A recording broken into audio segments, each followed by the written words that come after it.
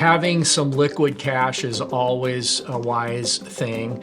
And then beyond that, if you've got high interest rate credit cards, get that paid down. But other than that, live with the 10-10-80 rule.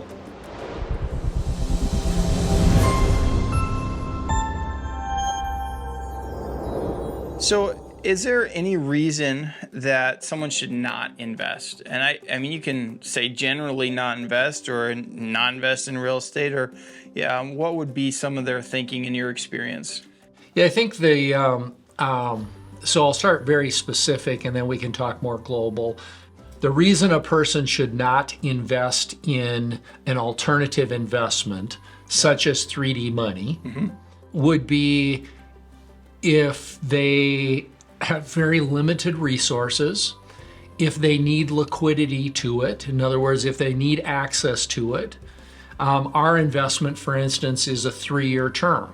And once you put the money in, it's locked up for 3 years because we invest that money in projects, in real estate projects. It's not like my stocks where I can trade whenever. That's right. So this is not an investment where you can buy and sell every day.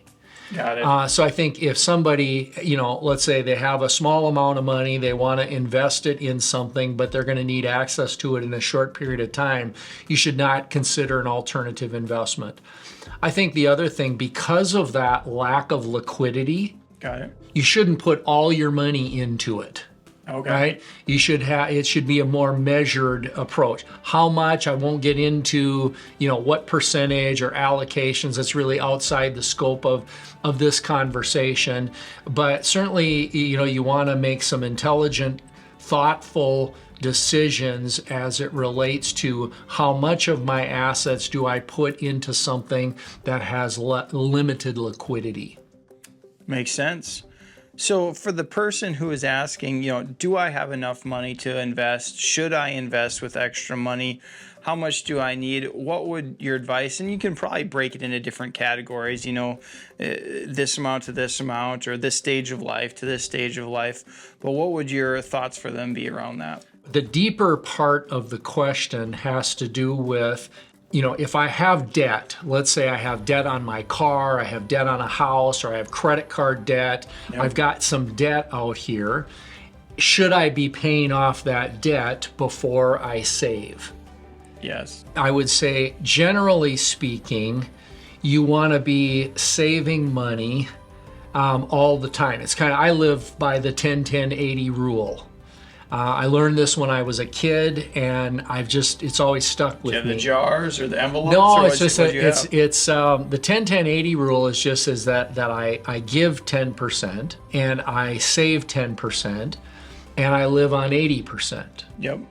And the cool part about that is if I right off the top, if I give and I save, I can spend the 80% without guilt. Right? True.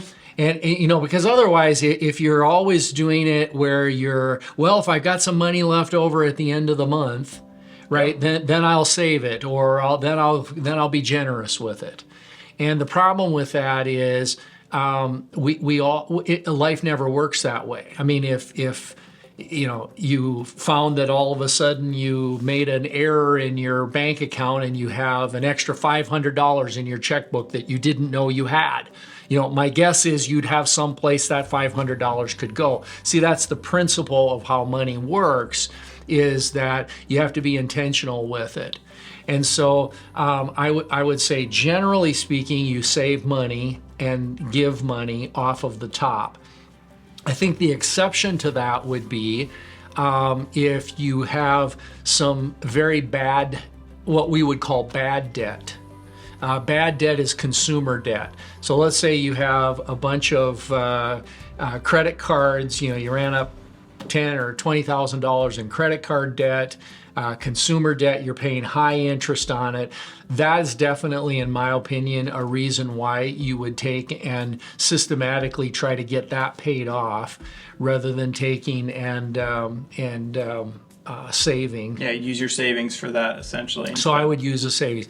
Now, I think somebody should always have 6 months, at least 3 months. Financial advisors will say 6 months worth of your income in a savings account type of thing. I think 6 months is nice, but at least 3 months. Yep. So if you're if you're making $5,000 a month, you should have probably $15,000 sitting in a liquid account that you can access. I think of it like an emergency fund. That makes sense. Right. Yep. So if my car breaks down and the transmission goes out and it's going to cost me $3,500 to fix it, I need a place where I can go where I can get the $3,500. Otherwise, I'm not going to work to get a paycheck. Yep. Right. So having some liquid cash is always a wise thing. And then beyond that, if you've got high interest rate credit cards, get that paid down. But other than that, live with the 10-10-80 rule.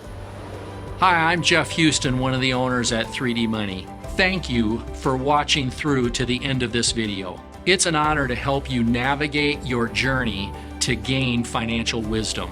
Consider subscribing to this channel because you won't want to miss any of the upcoming topics we have coming your way. Or you can head over to 3dmoney.com. Again, thanks for watching.